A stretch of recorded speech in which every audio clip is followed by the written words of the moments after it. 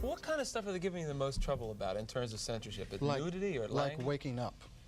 Just getting out of bed in the morning? They just have it in their minds that they want to hire somebody, but they don't want any communication made. You know, they want to like make you into something. I don't know. It's like, I guess it goes into white homes. They're worried about that a lot. What do they? Yeah, you know, it's funny. Gwen Barrett, our associate producer, or sometime producer, is black. You know, and Carmen Matias is Hispanic. You have to be colored to be on television. You can't, yeah, colored. Yes, you can't be black. You have to have a little colored in there, just a taste. Tad. Yeah, just to keep it interesting for America. Yeah. Well, she said, we were talking about your humor, that your humor offends white people, and I'm not that easily offended. Like, I'm not coming from a spot where Richard Pryor is going to offend me. I think you have humor that makes us see a lot of the truth and laugh at things we wouldn't normally laugh at. I think that's part of what you're doing.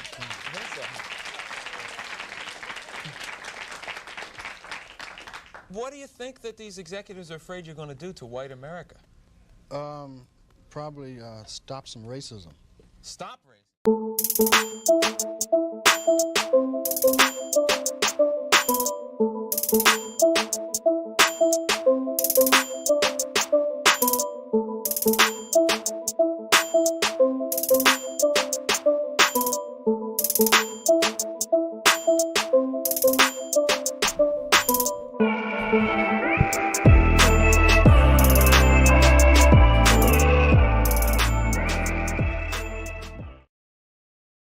What's up, people? This is Crimson 60620, and I am here for you on this wonderful Wednesday. What's up, people? I am I guess you can call this the last stream of the year. I just got off of work today, of course, because I work at home. Actually decided to take my ass a nap, and woke up earlier than what I expected, but still later than what I should have. I actually got some meatloaf cooking in the oven, and I am ready to motherfucking chow the fuck down on that. So no, this is gonna be one of those streams where I just have some fucking fun. I want to thank everybody who's actually watching, subscribe lately to the channel. It's actually been pretty fun. Just seeing the support that you guys have actually given to me, and it's actually been fucking wonderful. Shit, from my original fans to my new ones. Like, thank you guys for helping, and would help a lot if you start sharing those videos. If you are watching this, are watching any of the shows, the video clips, and you haven't subscribed, please do so. Shit, it's been a week already, and no, I actually supposed to have fun. Oh god, because always having a good fucking fight is always fun. But I do want to say, shit, I'm gonna get back to some game guy. Wow, I'm gonna get back to some game broadcast, guys. It's just like, this fucking format is so fucking fun to me. I fucking love it. Hey, what's up? What's up, X? What's up, Utah Outcasts? Let's have some fun tonight. What's this? So yeah. First things first, the motherfucking Senate. If Bernie Sanders isn't the motherfucking GOAT, where like people actually talk shit about him.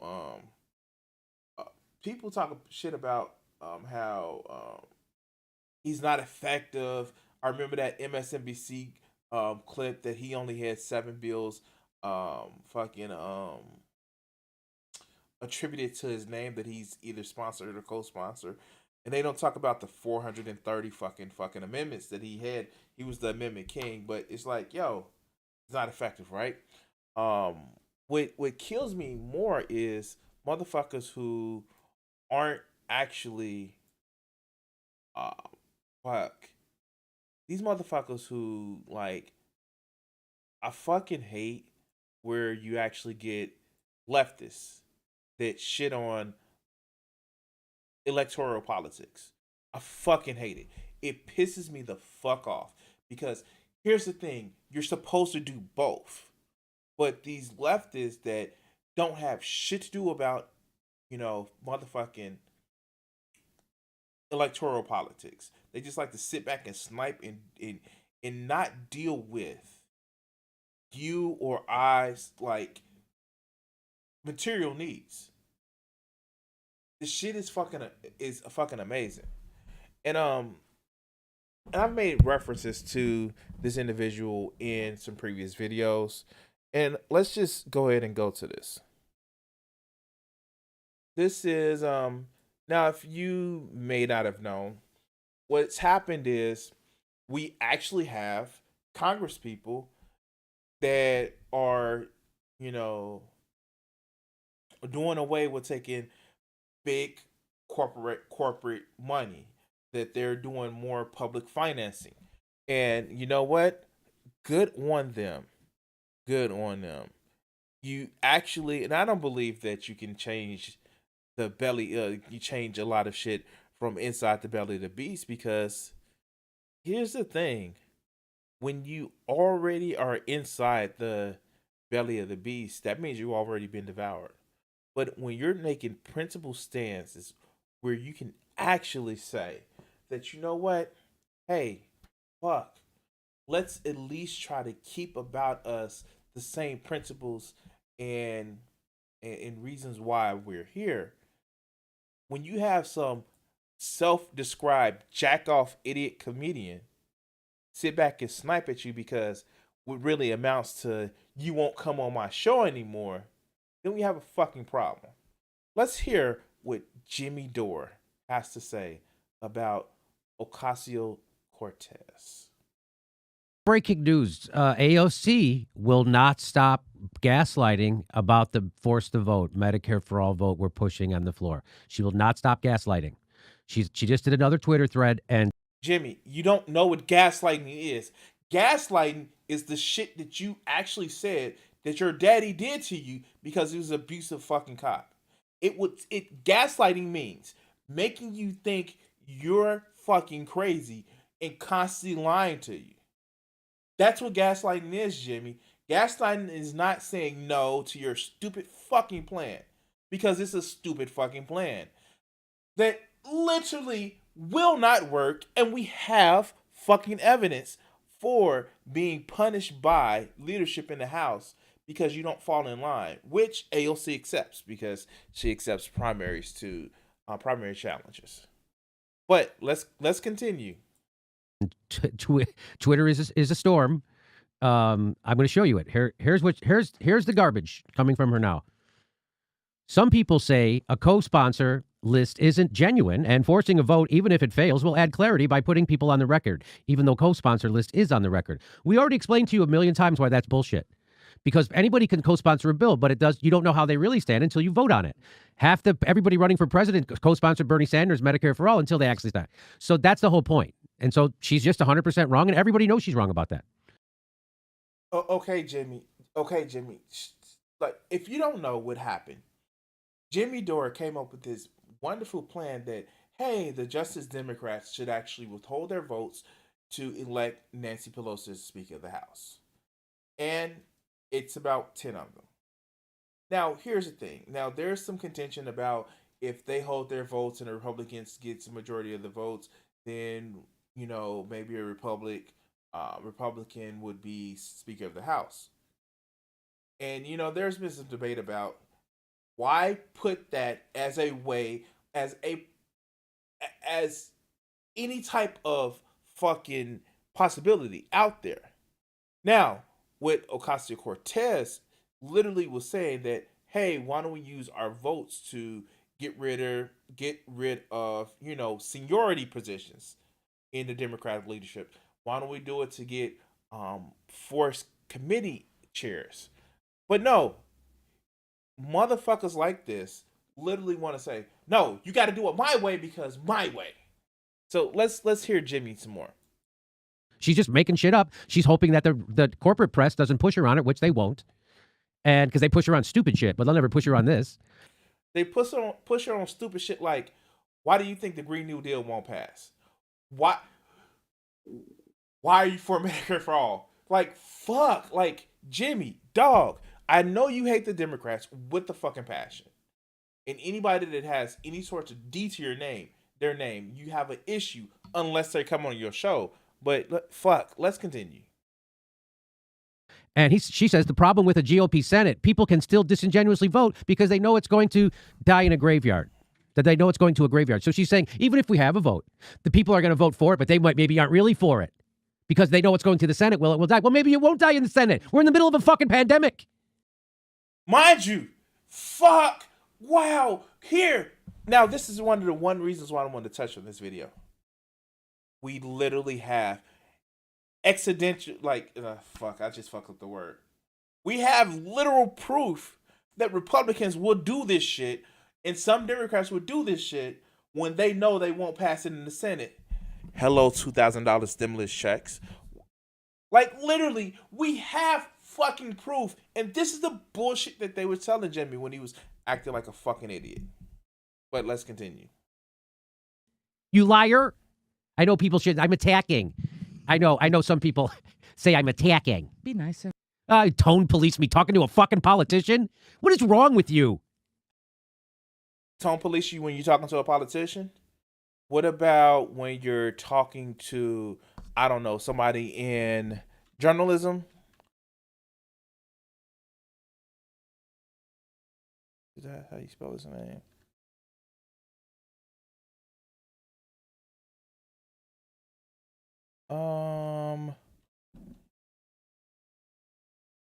Oh no, he did attack Anna Kasparian, but they're kind of on equal footing, both producers. But Francesca,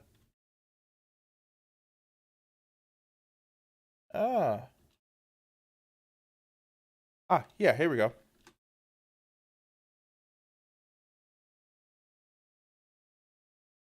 Let's see. Let's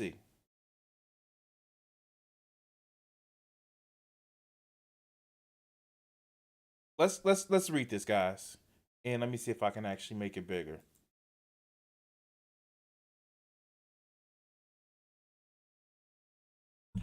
Probably can't see it, but I've taken a few days to reflect upon both private and public exchanges that I've had with Francesca Franchini and Shane Bowyer. That's I think this is his page.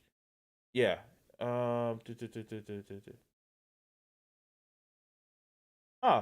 Furthermore, I was known that Abby Martin, Larry King, and no, I want to actually go see the exchanges. I really want to see the exchanges. I cannot find the exchanges. Damn it, I can't find the screenshots. I wanted to find it. Like, literally, he was literally attacking Francesca in a way that he doesn't attack guys. I'm sorry, Jimmy. Like, dude, I gotta call you out on this. But let's continue. I know what's wrong with you. You get paid by NATO to go give tongue baths to war criminals. That's what's wrong with you. That's what's wrong with you. Wait, how does she get paid by NATO? Congress appropriates funds to Oh my God. They appropriate funds to NATO. God damn it. Sorry, guys. You get paid by NATO? They tried to pay me too. I went and blew up their fucking conference. TYT didn't want to put the fucking video up. So now you're actually made like. Did you just catch that? He wanted to actually show that he hit, like, oh, God damn it. Where's your video at, Jimmy? If it was the video that you were in, where's your video at, dog? Life harder for organizers. She's now saying that if we fight for Medicare for all, it makes it harder for Medicare for all. This is pathetic. This is pathetic.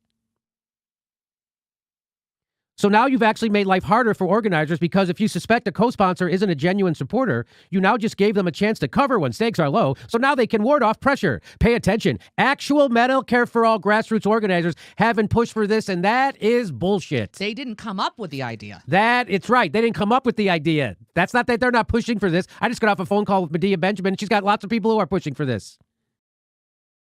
Oh, God.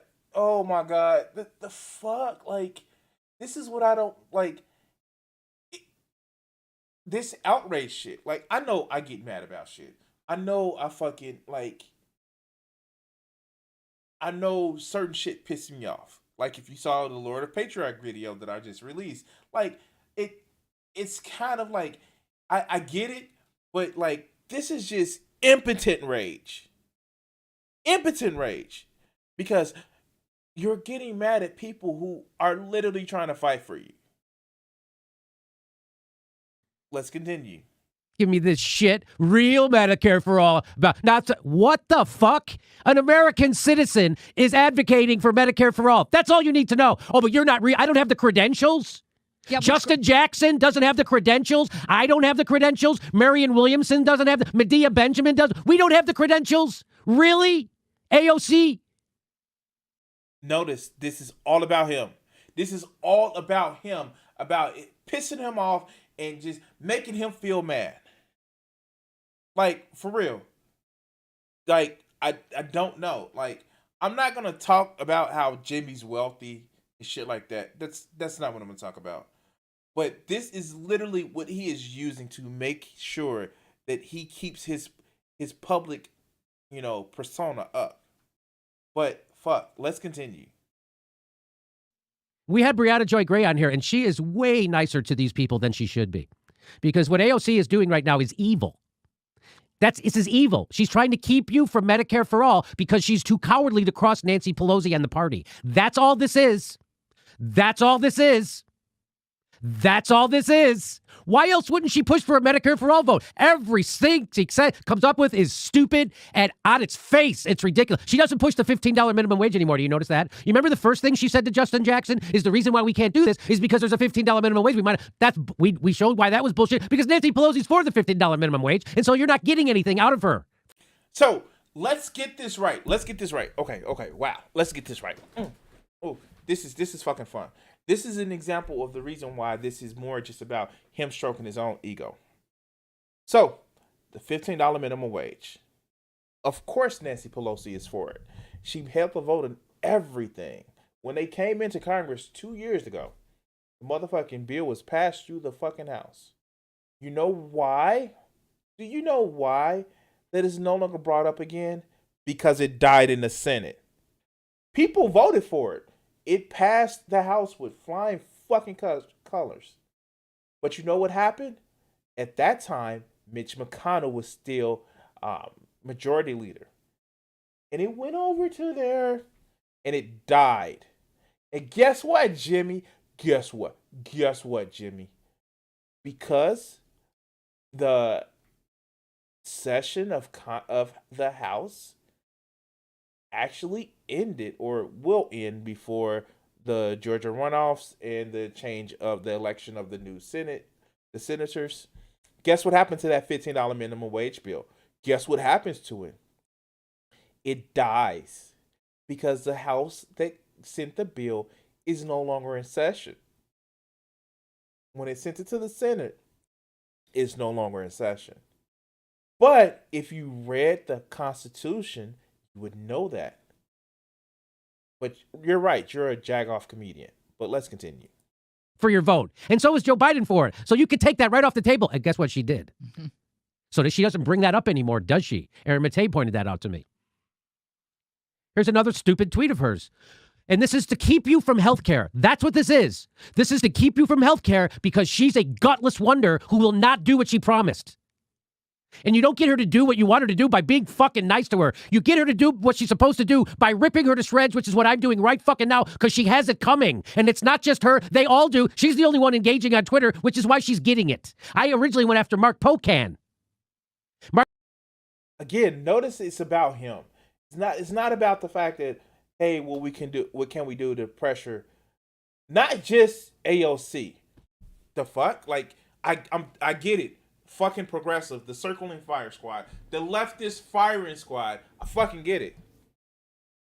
But what's up with Nancy Pelosi? What's up with any other moderate Democrats? Why aren't you going after them? Why aren't you going after, I don't know, Tulsi Gabbard? You know, the person that comes on your show and talks to you. Like you're a lonely uncle that needs visitors on the weekend to tell your great comedy stories. Like, why? Like, why don't you, man? Why don't you? Like, like, fuck. Now, what was AOC doing besides the shit that she was doing, like help her own district or, you know, pushing for the motherfucking $2,000 stimulus checks? But what would you say to that, Jimmy? What would you say to that? That she was just trying to distract from the Medicare from all, and never mind, like pushing for other things like the Green New Deal and, you know, the $15 minimum wage. But let's continue. Mark Popecan's too big of a coward to engage. She's dumb enough to engage when she doesn't have a good reason. But I bet the squad decided that she would go out there because she's the most popular, and then people could say, you're attacking her. People who work for NATO can say I'm attacking her. Instead of what we're supposed to do, hold one of the most powerful people in the world to account. She's a one-term congresswoman. She's popular, but popularity doesn't one-to-one equate to power. It doesn't. She's not even on a lot of committees. Like, oh my God. Like, am I the only one to see this shit? Am I the only one to see this shit? But let's continue. AOC is one of the most powerful people in the fucking world. Attacking her. I think I know why he says that, because he feels that he's popular, so he feels that he has some power. But this isn't. That's not how that works, Chief. Such schoolgirl shit. Grassroots organizing and pressure campaigns take an insane amount of work and preparation. Guess who knows more about that than fucking you? Come on. Who does, Jimmy? Who does? You've been in Congress 2 years, and you're going to preach about what you can't do and how hard it is to do other things? This is insane. What it takes is courage from gutless wonders like you, AOC, you fucking phony, and you're revealing yourself, and I am just writing it down. Wait, fuck. Is he making a list? Is he checking it twice? He's going to find out who's nodding in nice? Jimmy Dore is fucking going crazy on the internet. And what she's saying is not wrong. Fuck, what she said is not wrong at all. The fact that she is sitting back and trying to build a fucking coalition. Like, keep in mind, the original plan was to get rid of the corporate fucking shield on the Health and Human Services chair. That's the original plan. But this is the reason why. This is the reason why you, like, this is a part of why lefties are so disillusioned. Because literally, Jimmy Dore wants a virtue signal vote. That's what he wants. He wants to say, like, haha, force this vote so 2 years later or 4 years later, we can use this on a primary against them. Jimmy, we just had another fucking primary. We just had a primary 9 months ago where people run away from this shit and they got elected or they won the Democratic primary. That tactic is great right before a fucking election. But it is not great to wait 2 years down the line, 4 years down the line. What they're trying to go for, Literally, it's a committee seats. But you can't see that, Jimmy, because, again, you're a jack-off comedian. Let's continue. We are category. You're doing it, and we're marking it. This is her outing herself as a gaslighting motherfucker. She might as well be. She might as well be Newt Gingrich, because that's what this is. Okay. According to Jimmy Dore, AOC is the same as Newt Gingrich. Wow. How? Wow. Yeah. She might as well be Joe Crowley, because this is the kind of shit Joe Crowley would say, and now she's saying it. She's finding every reason in the world not to do what she said she was going to do. Look at him so smug about this shit. Like, I fucking got her. Fuck. Organizing moments may look like random uprisings. Oh, you mean like the one we're in right now? Because you didn't do it. And it wouldn't have happened because you weren't doing fucking anything. It took a pothead comedian to do it and a football player.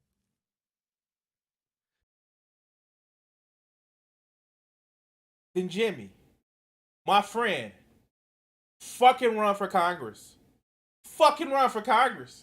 Because here's the thing. You want a fucking change that is not... You want to make sure that this change happens right away.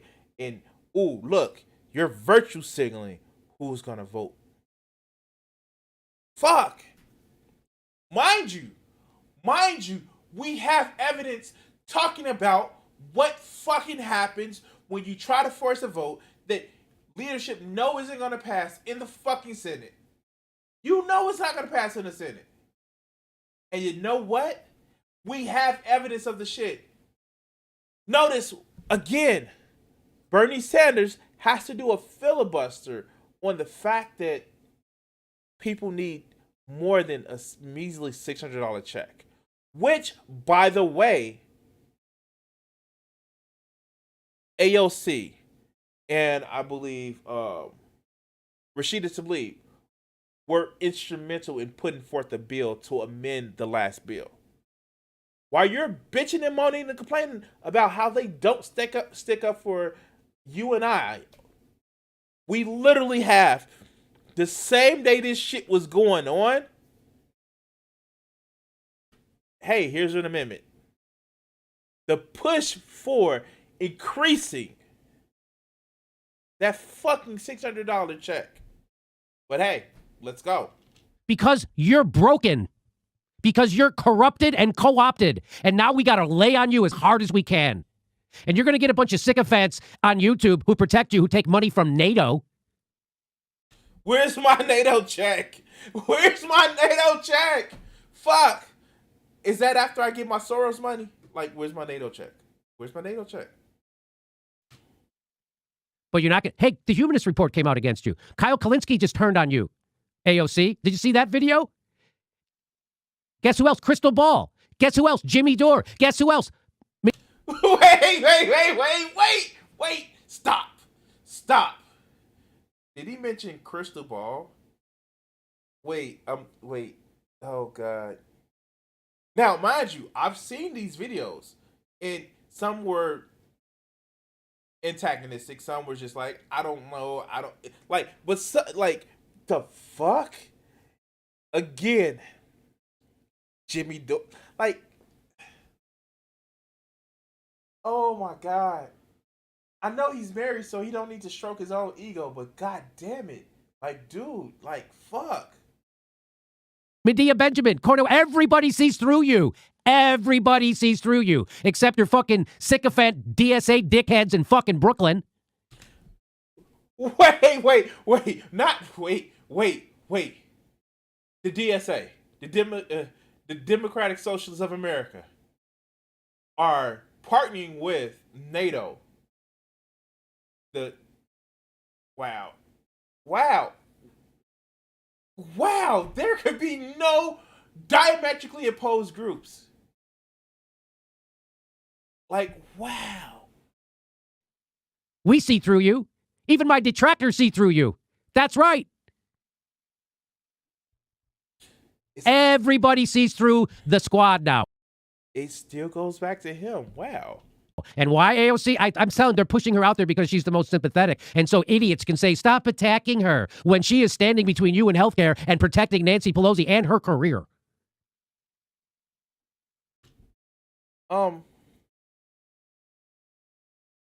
Jimmy, dog. First of fucking all. Now, there was, again, if you remember in the election, there was a issue. There was a blacklist. You were getting blacklisted if you were a firm that actually helped promote primary Democratic incumbents. That rule was on the line for everybody but people in the squad. Like, literally, if you were, it was okay to primary everybody but people in the squad. Guess who's in the squad? These people that you're bitching about. Guess who also pushed to primary other people? What was it? The squad? What? Wait, what? Guess who lost a committee chairmanship because she primaried her? She helped support a primary on a fellow Democrat. What? They're protecting the establishment? I guess the weed smoking comedian has forgotten about some shit. Well, let's continue. Key organizing moments may look like random uprisings and viral internet moments to some, but they aren't. They are the results of years of targeting, organizing, and people's movements. This took 2 weeks. And yet it still didn't get fucking done. But that whole, look. You're right, Jimmy. Everything gets done in one fucking setting. The end of slavery. Yeah, that just took a speech. The Gettysburg Address. It just took one speech to end slavery. Yeah. Except for the Civil War. No. Women's suffrage. It just took like them asking and forgetting all the marches and all the other good shit. Yeah, fuck. It did take more than just 2 weeks. Civil rights. Martin Luther King says, I had a dream. And then, there we go. Civil rights. Oh, it took more than that? It's almost as if big social changes takes movements, not just keyboard warriors. I'm a keyboard warrior. I admit I'm a keyboard warrior. But fuck. Like, goddamn. Like, this is a problem with the current incarnation of the left. Because we forget some of the steps it took to get to places that we wanted. The New Deal didn't just happen because, it was a depression. Literally, there was pressure on the outside and on the inside. But fuck, let's continue. This took 2 weeks. This took 2 weeks. From someone who already went bankrupt from medical bills. It took 2 weeks. How long you been fucking working on this? I figured this out in 2 weeks, AOC. You liar, you coward, you gaslighter, you standing in the way of people in healthcare. You run on healthcare and then you deny it to us. You dangle it in front of your fucking constituents, and then when you get there, you don't lift a fucking finger. And can I get Wajid in the chat? This is not what gaslighting is. By the way, Jimmy, dog, I get it. You're pissed. Fuck, I get it that you're pissed. But this is not what, that's not what gaslighting is, dog. That's not what gaslighting is. Like, no. He wasn't ready. He's not ready. Oh, fuck. Well, let's continue. And I'm the problem? Fuck you. You already voted for the CARES Act. Fuck you. And fuck anybody who is protecting her. Fuck you. You just keep digging in deeper, AOC. You don't think people... wow.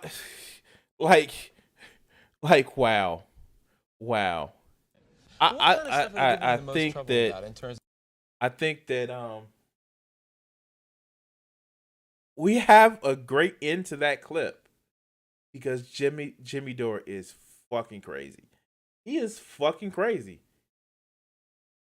It's about the Jimmy Dore show being broadcast to just a fucking awesome ass, like, I don't know. I don't know. Wow. That was enlightening. I I I can't even say anything. Wow. Wow, wow, wow. He big mad. But anyway, guys, let me go check on my food right now. I want to say thank you guys for watching. Please stick around. There's more show to come. And I'll be right back.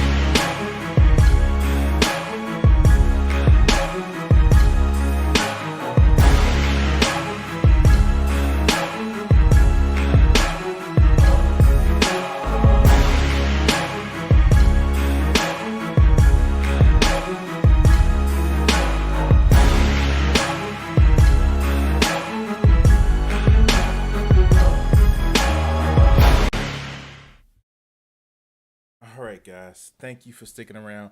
Thank you for staying around. I gonna do something a little different right now, and we're actually gonna address this fucking issue. And this is one of those things where it's just like, yo, like, fucking for real, fucking for real. And as you may know, I have a skin affliction that, I'm black. I'm black, blickety black. And one of the things that pisses me off, and this is take some time to actually change and shit like that, but what pisses me off is the perception of always looking fucking guilty. Because we've conditioned ourselves to think that black people bad. And this is something that I saw on like an online news network, and I want to actually address this. So this is from Vice News. So let's just read it. A woman attacked a 14-year-old black boy on video after she had falsely accused him of stealing her phone. Woman pictured here. Police are investigating an encounter between a black jazz musician at the New York City hotel and a woman who falsely accused his son of stealing her phone. This incident occurred Saturday afternoon when a 40-year-old Keon Harold was returning to his room at the Arlo Hotel in Soho. Harold, a Grammy Award-winning musician who's worked with prominent artists like Jay-Z, Rihanna, and Common, had been staying in the hotel for artistic inspiration, according to the New York Times. As he walked into the lobby with his 14-year-old son, a woman who Harold told the New York Times has never met before accused his son of having her phone and demanding to give it back. Harold caught a little more than a minute of the incident on video and posted it to social media, where the clip went viral. As of Monday, the video had over 1.5 million views on Instagram. The musician told the Times that he felt the young woman, who appeared to be white, had racially profiled his teenage son in the video. He faults the hotel management for not stepping in and questioning the woman's baseless accusations. This incident went on for 5 minutes. Me protecting my son from this lunatic, Harold wrote on Instagram when he posted a video. She scratched me. She tackled and grabbed. She scratched me and tackled and grabbed him. He's a child. Though the clip only shows part of the incident, the video ends with the woman lunging at the camera. All right. Okay, Vegeta, I saw that. Let's look at the video. Please. Show me This the is phone. my phone. Show me. No. You don't have to explain nothing to her. Take the case off. That's mine. Literally, get it back, please. Are you kidding me? You feel like there's only one iPhone made in the world? No. Okay, then show me the. Show me all No, my. you get a life. Over Yeah, there. no, What's go on your on. background? You better go use find my iPhone. Go Yeah. do that. Find my iPhone is on. Can you On now. come in? Right No, you can't. No, I'm you the can't. manager of the hotel. I don't Yes, care. he will, This is right my now. son. Hey, and Didn't you see me just come downstairs out of the fucking elevator? I'm trying to help. Man. No, but you're not helping. I What am. you've been is disrespectful. No, I'm trying to settle the No. situation. I'm asking My son for- has nothing to do with her. No. I'm trying to figure yeah, out what's but going he has on my in the phone. lobby. Then show me the proof. No, he's not leaving. Show me the proof. Are you Show me kidding the me? proof. You better get on. I need you away. Let's go, I kid. need you away. I'm sorry. Better get on. We have you. What you see two black people? No, I'm not letting him walk away with my phone. You better get on somewhere, No, please lady. get my phone back. I cannot not have my phone. Listen, get your ass on.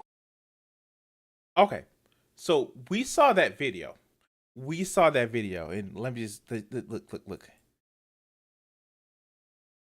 That chick is motherfucking crazy. Like, for real. That chick is motherfucking crazy. But let's go back to look. Now watch as the manager advocates for the lady, who was not even a hotel guest, and assisting to attempt to use his managerial authority to force my son to show his phone to a random lady. Harold continues. He actually empowered her. He didn't even consider the fact that we're actual guests. Now, here's the fucking thing. When black folks say that they are questioned by authorities, they are under some stupid suspicion that they are just assumed to be guilty. This is the shit that we're talking about. And I don't fucking get it. It's like there's only one iPhone that they fucking made. Really, they only made one motherfucking iPhone. Never mind the fact that, other people exist in the world. But this shit is fucking unbelievable. And the fact that you go over this random ass person's, like, she was a guest in the hotel, but you go over this random ass, like, oh yeah, black people must have stole it. This is a fucking issue. This is a fucking issue. Now, Harold said that later, the hotel management later told him that the woman was phone eventually found. An Uber driver allegedly found her phone in his vehicle and returned it to the hotel lobby. Her phone was left in a fucking Uber. In a fucking Uber. Now, the New York City Police Department told Vice at the Vice News that a complaint report for harassment has been filed in the incident, but did not have any update on the investigation. The New York Police Department did not immediately respond to questions on the woman's identity.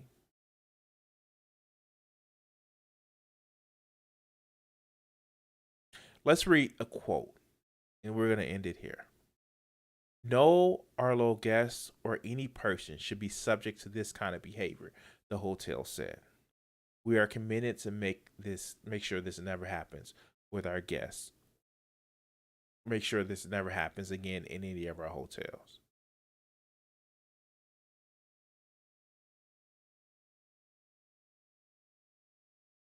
This is fucking unbelievable. I'm sorry. This is fucking unbelievable. And we get motherfuckers that sit back and say, there's no more racism. That was fucking racist.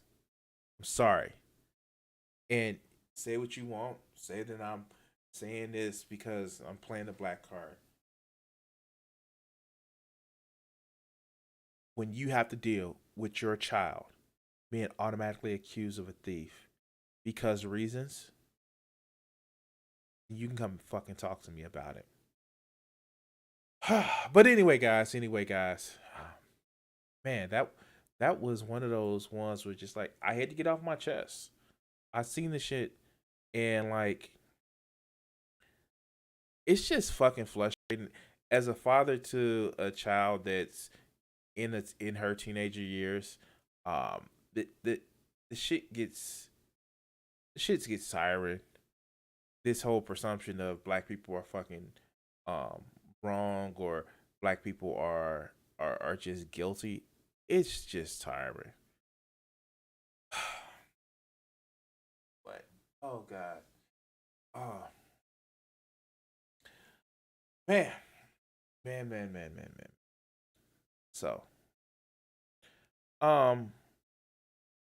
shit, man, like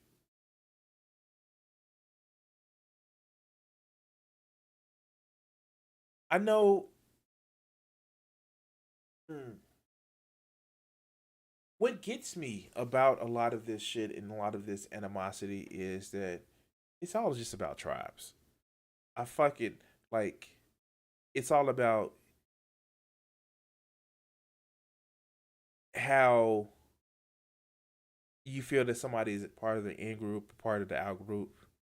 And this shit is just fucking amazing.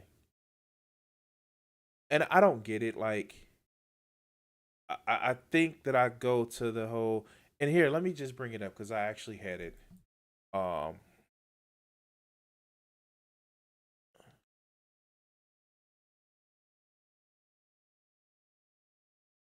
let me just pull it up.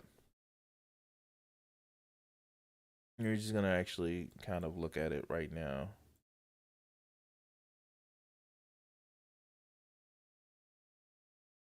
This is what I feel about a lot of shit. The world is my country. All men are my brethren. And to do good is my religion. And like, that's one of those things where I feel like stupid ideas like nationalism is fucked up. And I actually was scrolling through a comment and a subscriber of mine. And I'm gonna fuck this up, and I know I'm sorry.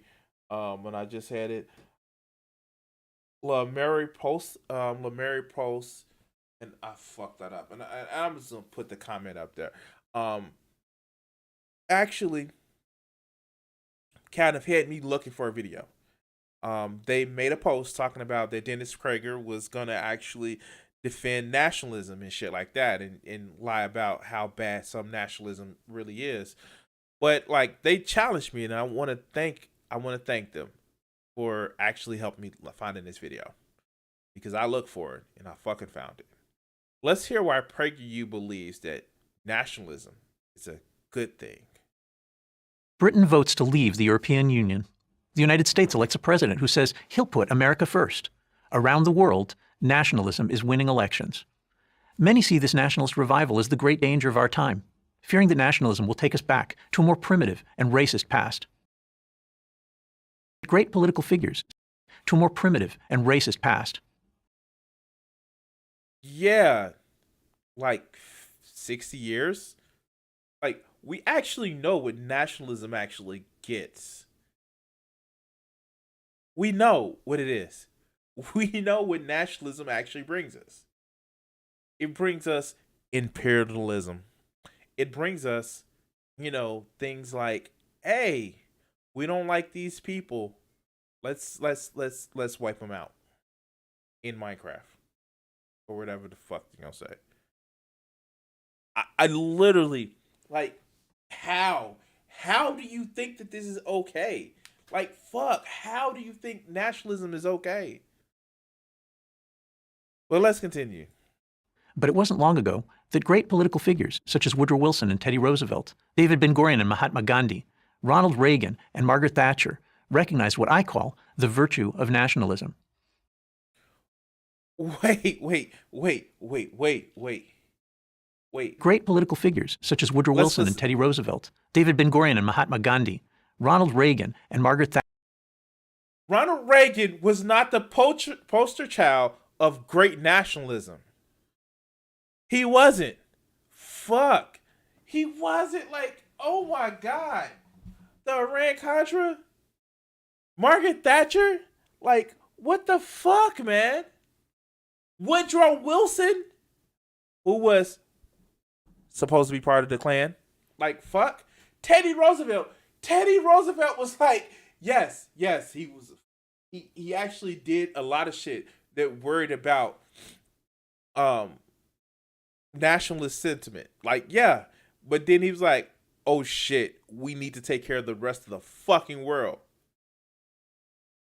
And Gandhi. Wait, Gandhi. Yes, he did some racist shit and some pervy shit, but like, he was literally fighting against imperialism. How do you group all these people together? Some of people are imperialists and anti-imperialists. The flip side of nationalists is not like anti-imperialism. Like, I don't get. Oh God. Yeah, you're right, Wajida. This is AIDS. Thatcher recognized what I call the virtue of nationalism. So what is this virtue? A nationalist believes that the world is governed best when nations are free to chart their own independent course, cultivating their traditions and pursuing their interests without interference. Wow. It's almost as if, hear me out, that's anti-imperialism. What? Fuck? What? Wait, what? No. Let's continue. Nationalism is not about racism. All nations are internally diverse. And it isn't about isolationism. Of course, nations can pursue a variety of different policies and diplomacy.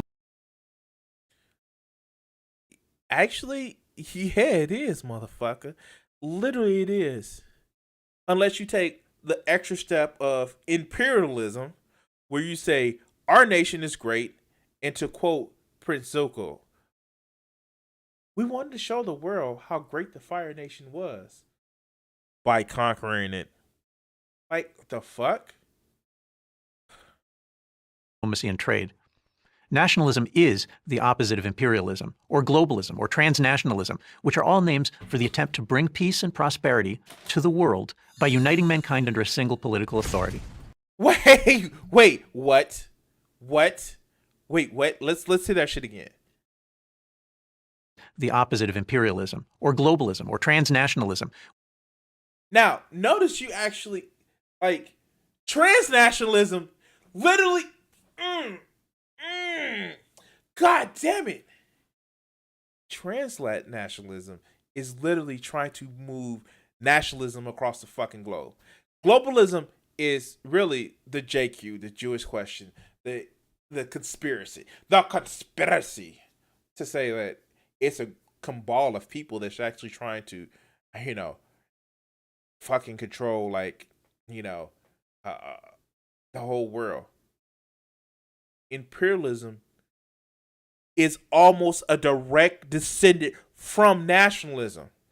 Because when you think your country is so great, you want to share that greatness with the rest of the world. Oh, God damn it.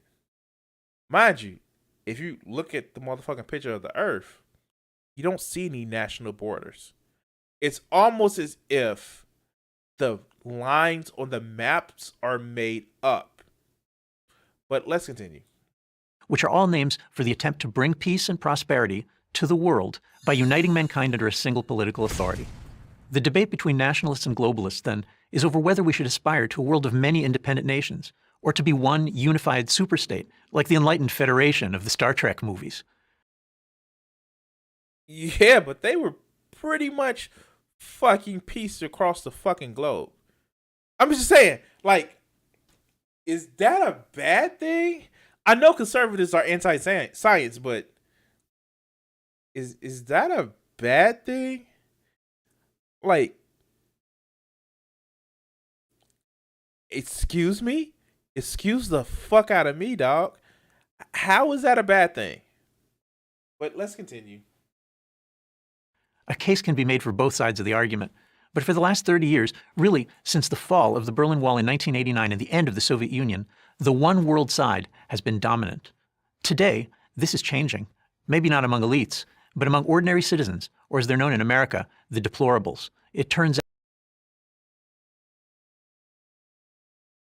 the problem isn't that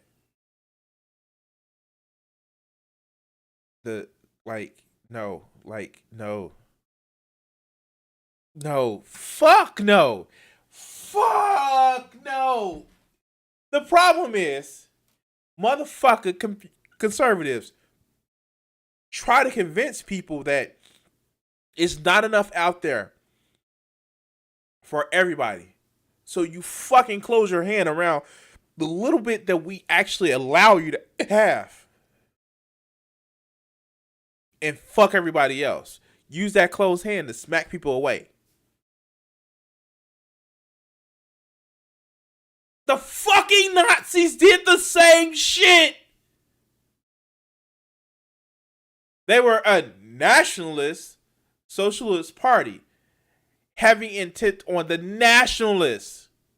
They said, fuck everybody else. We're fucking suffering. So fuck everybody else.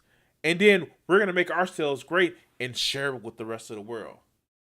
Fuck. But let's continue. out that a lot of people still think good borders make good neighbors.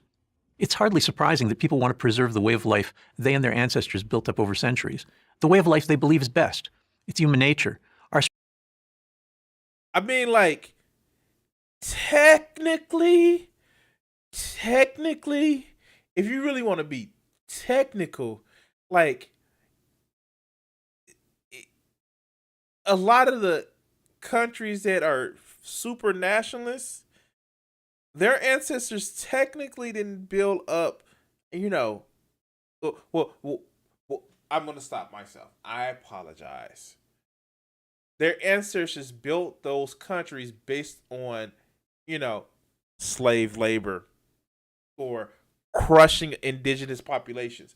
Like, shit like that, So they did have a hand, although it was grasping a whip. or chains of other people. But fuck, let's continue. Strongest loyalties are to those who are closest to us, to our family, then the larger community or tribe, and finally to the nation. Long ago, it was discovered that the key to human freedom is to build political life out of this natural loyalty. By putting decision-making in the hands of the family, the community, and the independent nation, you could get people to cooperate with one another.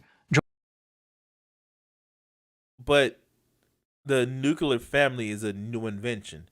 Usually it used to be big, large families, almost like clans. And you guys, fuck, conservatives love clans, especially ones that maybe clue.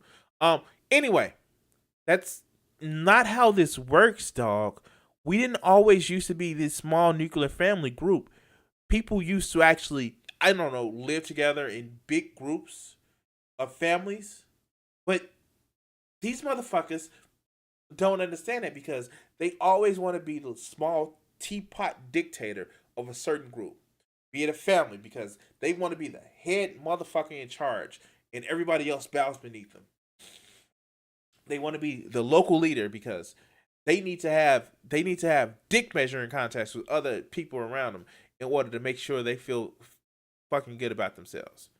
But like, fuck, yes, it's fucking dog whistles because it's about, oh, we need to make these mostly guys feel big and strong and better about themselves because we need that leadership. But let's continue. Join in the common defense and willingly obey laws. The only alternative to this kind of community and nation-based politics is to use force, to coerce obedience. In the 20th century, communism and Nazism both sought to impose a universal vision at gunpoint. Both the I'm sorry. Wait, what? And fuck, what? How? Oh my God. Mind you, America is a capitalist nation.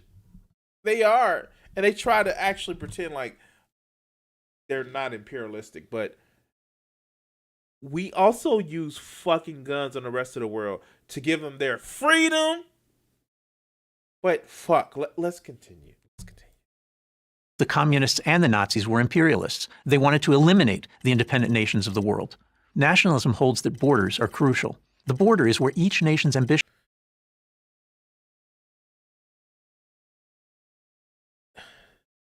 I mean, like, the U.S. still has territories that are not part of the continental U.S. That's imperialism, dog.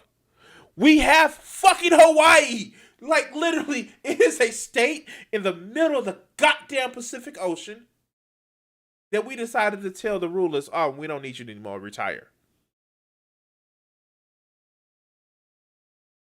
Should stop.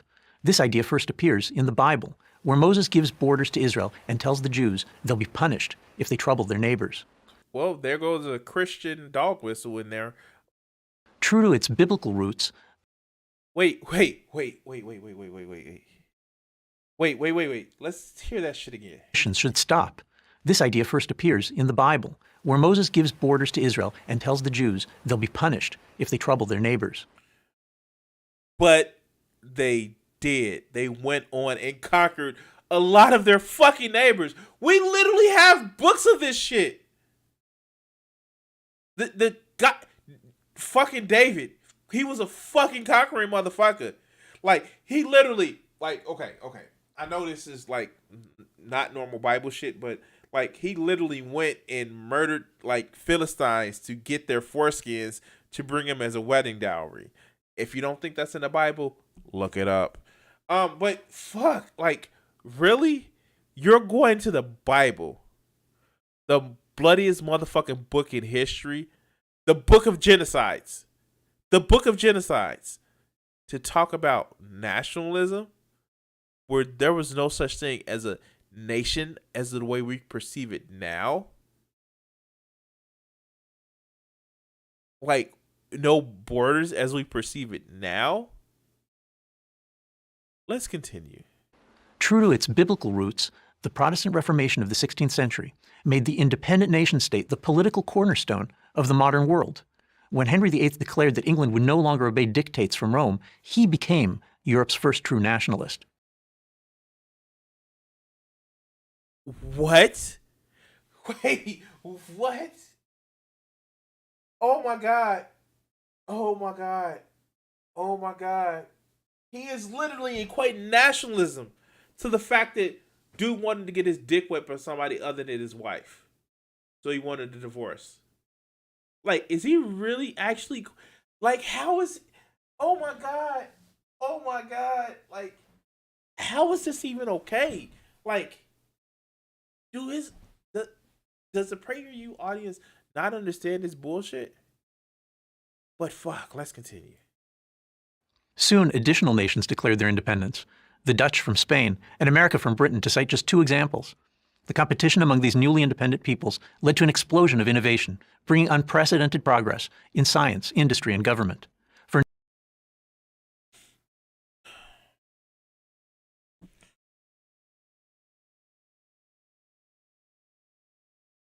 The American experiment was really based on they didn't want to be told what the fuck to do anymore. Like, literally, that's what it was. There are certain things, if you want to say trade, if you want to say slavery, if you want to say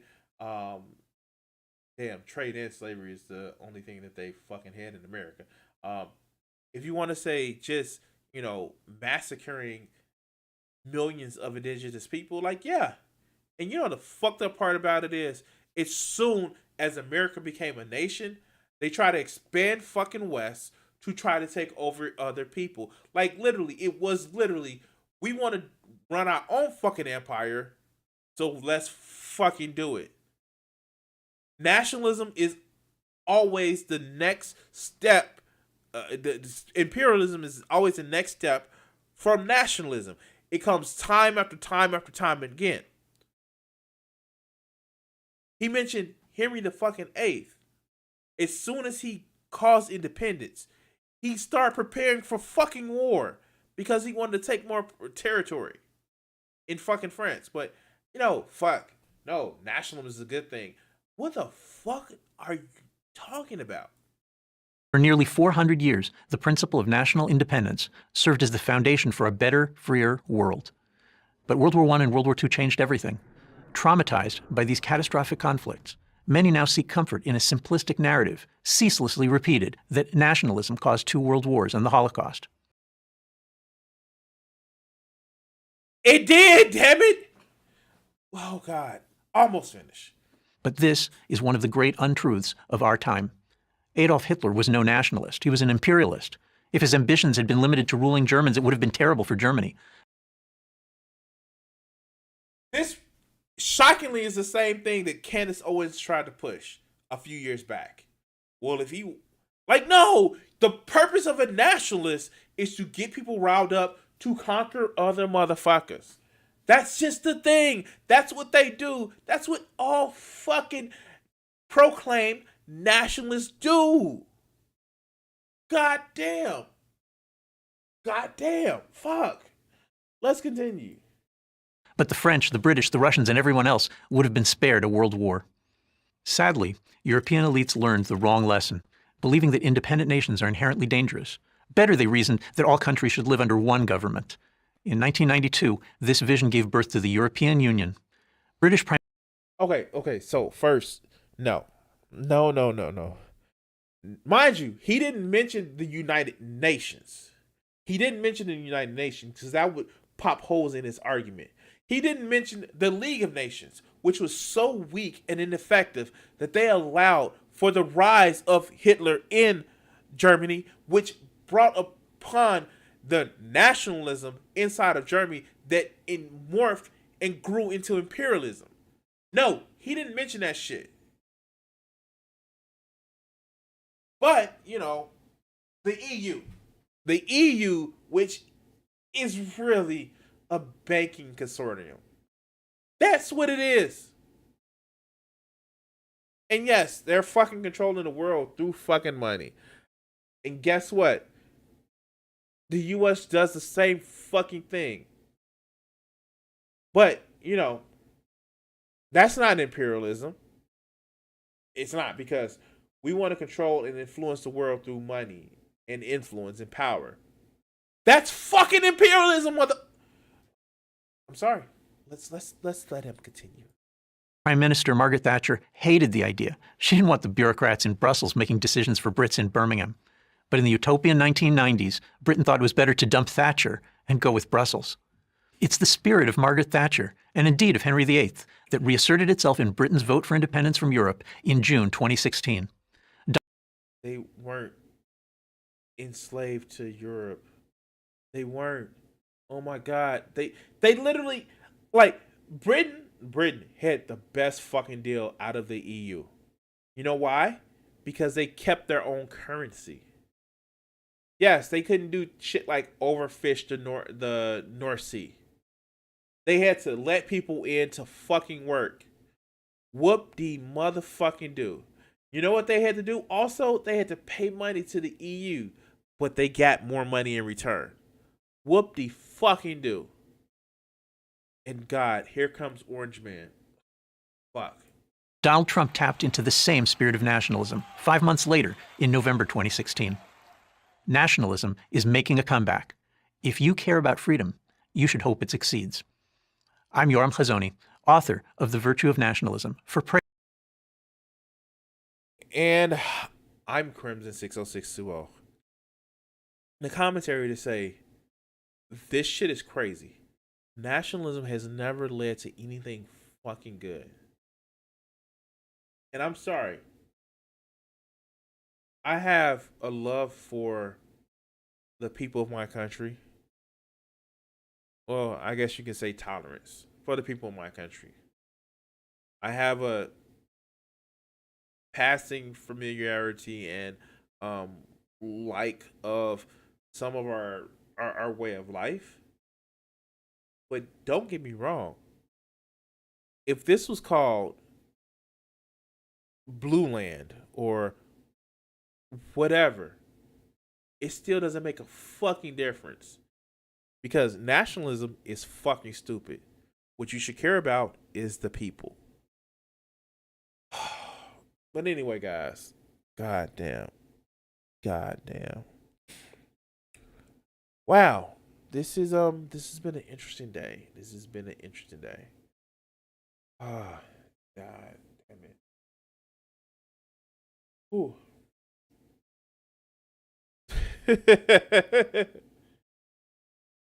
Yeah, no, it doesn't equate to freedom at all.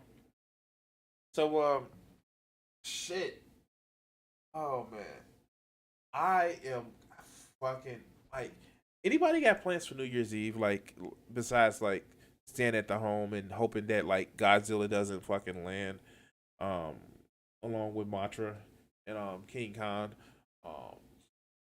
Like shit, man. It's been a fucking year. Like, goddamn. I'm just thinking about this. I know I said this is the last stream.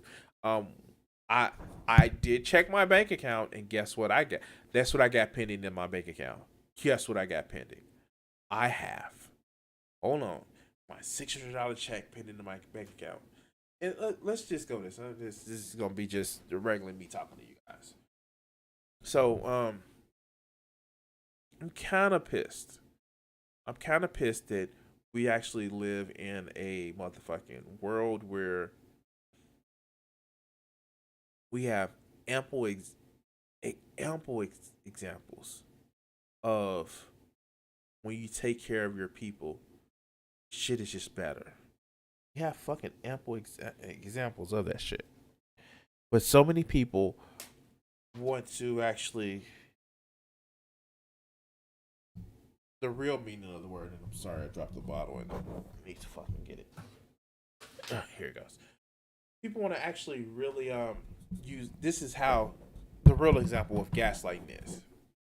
Because what ends up happening is the gaslighting that they do is Medicare for all will never work. And they push this propaganda that it doesn't work. Where we have examples that it does work. We have examples of when you take care of your citizens, shit is just better for them. Like, we don't even have to go far. We can go to Canada, where they have been giving their citizens like money to live, and this shit has just been, they've been better. We have like we have it where people are doing a lot better with this COVID-19, and now that there's a new strain of COVID-19, it's just been so much better across the globe. We see that shit happening. And then it's like so many of our politicians are so bought off by these big financial institutions, which parade themselves as companies, either drug companies or, you know, weapons manufacturers. And it's just so fucking sad. We literally just had the House pass a bill by 2/3 majority to vote for, to make sure people get $2,000 when we haven't had any relief since the start of this shit back in April. And yet it's just like, you hear people complaining about it because we don't want to get people used to, you know, getting money from the government. But corporations get billions of dollars from the government, trillions of dollars from the government. But when it comes to the American people, it's no, fuck them. This is why we need to get money out of politics, guys. We need to have no privately funded elections. Maybe to get a chance for all those leftists who tend to think that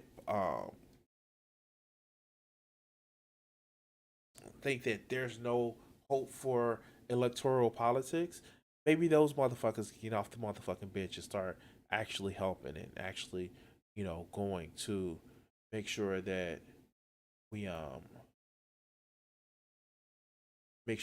have just a better situation as far as being able to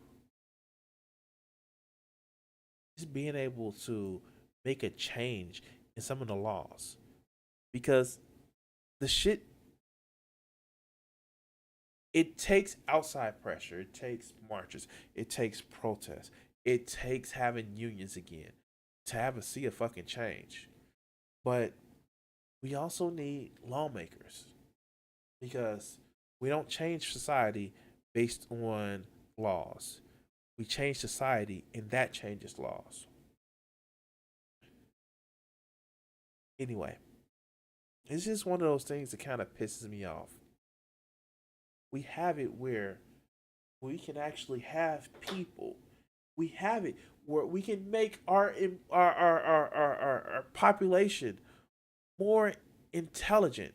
And there's motherfuckers that actually complain about, well, you should be a nationalist. Well, do shit to make our lives better.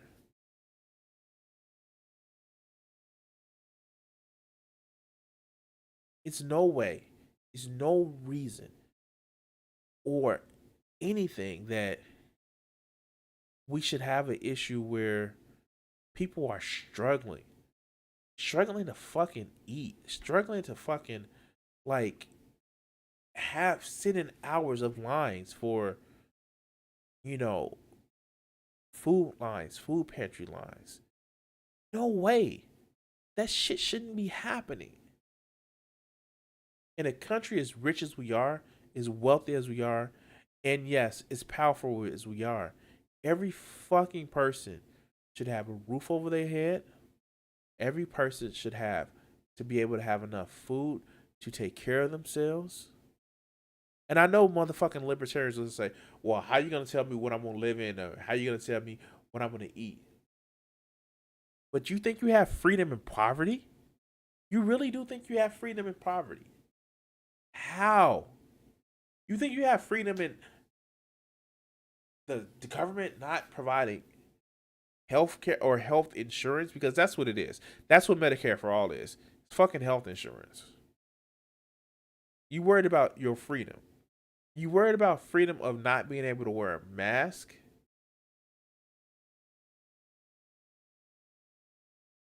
But you complain and you bitch and moan about, well, doctors supposed to be taking care of me. They shouldn't be dancing. How fucking backwards are you? You literally have to hold two fucking sets of thoughts in your head. That you want your freedom to do what the fuck you want, but everybody should take care of you, no matter what you want. I don't know, guys. I don't know. I'm sorry about this little rant. It's just one of those things where it's just, I don't fucking get it. People are fucking suffering. And you sit back and you see some of these fucking politicians that just say, well, people want to fend for themselves. No, people fend for themselves because they know their government, who are their employees, don't want to do shit for them.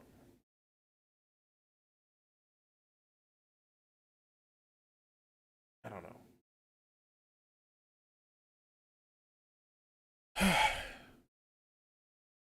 You know, guys, give me a second. I'll be right back.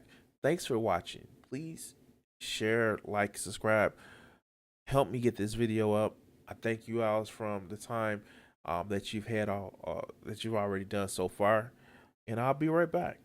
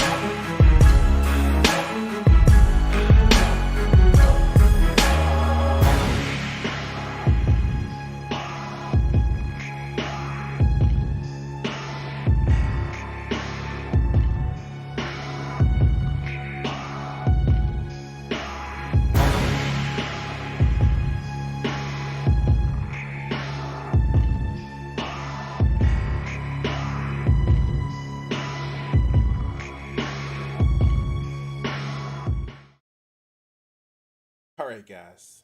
Thank you for coming back. So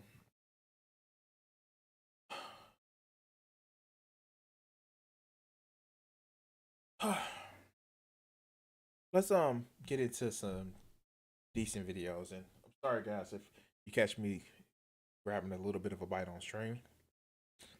I normally don't eat on stream. I'm trying to actually do a little bit better. But god damn it, if I turn this into a actually a true passion and avocation, might catch me doing this shit a little bit more. But as much as I may find certain shit to do on stream, not really good. At least I'm not getting pissy drunk and motherfucking piss it in draws to get my significant other upset. Like this motherfucker. Let's see what the corner has to say about beautiful female streamer shocked being beautiful on Twitch works. But let's hear this shit. Oh look, it's talking about House and how he's an asshole because House. By the way, I loved House. Hugh Laurie was actually motherfucking amazing. But let's continue. I hired you because you are extremely pretty. Oh, boys are gross. This was clipped just because I look at me. You hired me to get into my pants? No, I hired you because you look good. It's like having a nice piece of art in the lobby. Disgusting. I was in the top of my class. But not the top. I did an internship at the Mayo Clinic. You were a very good applicant. But not the best. Would that upset you? Really? To think that you were hired because of some genetic gift of beauty instead of some genetic gift of intelligence? No! Why are my top clips? Oh. Now, I forgot her name, but she does she was in that show Once Upon a Time. I fucking forgot her name. She was actually a good actress, but and the fun fucking part about it is, yes, in the first season when she was they had kind of a thing, but it was that she was really fucking intelligent, and the House didn't actually think that she was just eye candy. He actually thought she was intelligent, but people like the Courting wouldn't get the fact that he was just being an asshole because he likes to push people away. But let's continue. Oh, being a woman. People choose the paths that gain them the greatest rewards for the least amount of effort. That's a law of nature. Being a woman. Now this might shock you. Now this may shock you, but the Quartering is a brillo pad faced motherfucker who is kind of unkempt, and he may actually hear me out. He may actually dislike women who use their beauty for personal gain. But let's hear him explain the shit. But being an attractive female is an advantage on Twitch. Now, I want to be very clear. Go get yours. I don't have any problem with it. My only problem with some of the streamers, when they perhaps, I don't know, emotionally manipulate their viewers, that's a very small percentage. Wait, what? Jeremy, Mr. Make 20 videos on Brie Larson. Make 30 videos on any outspoken woman. You're upset that people emotionally manipulate their audience. Hello, Mr. Pot. It's the kettle calling saying that you're black, but you may see that as bad because you're racist. But anyway, let's continue. Of female streamers, very, very small. And ultimately, there's a lot better things to invest your time in than giving money to someone in hopes of some sort of emotional connection down the line. And perhaps... He says this as a guy who has a fundraiser to try to say, well, you can help me and I can give some of that money away. He literally says this, man, he has a Patreon, people. He sells books. He has a parlor. He takes fucking donations. But let's continue. I don't know. Reading this book. This video is sponsored by a brand new book, which currently has using a fix it. It is looking for something to read this winter or into spring or in But I think it's funny that Twitch streamer shocked to find out being beautiful woman an advantage. More at 9. Talia Mar mocks gross Twitch viewers over most viewed clips. Now, this is not a roast of her. No shame, no... Literally, this is a roast of her. Like, do they just think because they said, whoa, this is not it, that it automatically becomes the opposite thing that it obviously is? Like, dude, this is a roast of her. You wouldn't bring it up in the motherfucking video. You wouldn't bring her name in the video. You wouldn't actually play clips of her reacting to the shit. Really, dog? I don't want anyone dunking on her. I don't think... I think it's wholesome that she apparently didn't know why these clips were the most popular. She's a British singer, a YouTuber, and a streamer. Has been growing quickly in popularity, doubling her follower count in the last 3 months of the year. But some of her most popular clips appear to be viral for all the wrong reasons. Something she's now called out. Clipping is one of Twitch's best features. It allows viewers to create... Yeah, we all know what those are. These clips are usually shareable on social media, embedded online, and can be downloaded for use in other content. But it's also available to be taken advantage of, as is often with viewers clipping moments out of context or capturing a mistake that the streamer likely regrets. Ooh. Ooh. Let's look.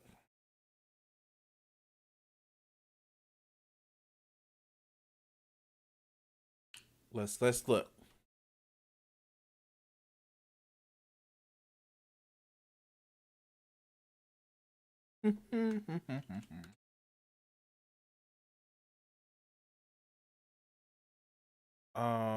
Dang, it won't come up.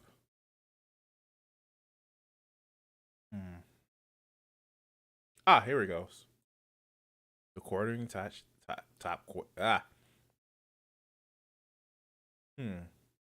Is it there? Oh, it's not there. Oh, here it is. Here it is.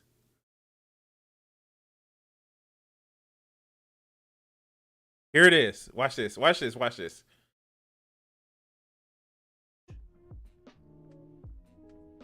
Yeah, you know, I mean, in case you didn't, like, my opinions have softened on that kind of stuff now. Because, like, holy shit, I got sick of boycotting everything. You know? I think I'm just going to publicly call these companies out, which I think helps. No, I know I have problems with talking off the motherfucking head, but, like, this motherfucker, like, oh, they don't have it. They don't have drunk Jeremy's. They don't. Because I know it was in August.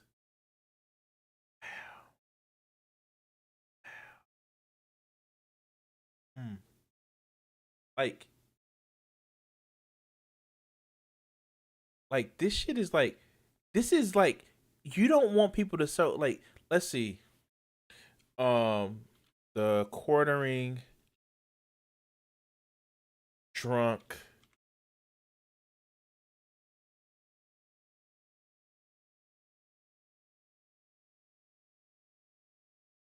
clips.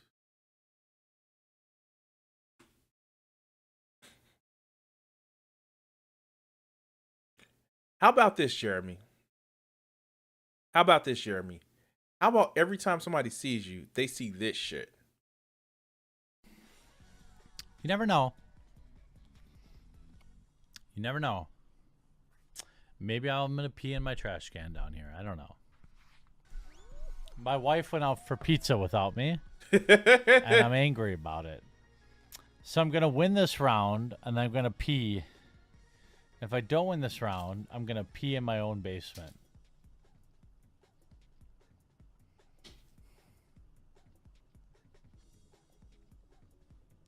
What do we think about that? I don't have a bathroom down here. Oh, we made it. I was ready to pee my pants. I'm ready to, I don't have a toilet down here. All I have is a drain in the floor. My man's is fucked up. Now, mind you, Jeremy, dog, what if every time somebody looks on the internet, or that shit made you fucking famous, like shitting yourself like Caitlyn Bennett. But let's continue. Excuse me. Well, that's kind of the point. That's kind of why it's popular. Because Twitch introduced the ability for streamers to disable clips in their channel in 2020, many argue that it was well overdue, and that's something she may now be considering after she checked her most popular clips ever. On her December 26th live stream, Mara was relaxing, chatting with her viewers when she checked out her old clips. Scrolling down, she came across a bunch of clips from her channel, some 7 or 8 months old, and the clips among of her most viewed on the account. So intrigued, she picked out a couple to watch. Didn't take long for her to realize that these particular clips were nothing more than her standing up from her chair as viewers clipped them to ogle her. This is just me getting up. Ugh, I hate boys. Boys are gross. This was clipped just because look at me, disgusting. What's my second most viewed clip, she asked, bemused. Then watching another clip, this time with 11,000 views, she realized, oh my God, was this clip just because of my bobs? Oh my God. What's we're saying the word boobs? Like, oh God.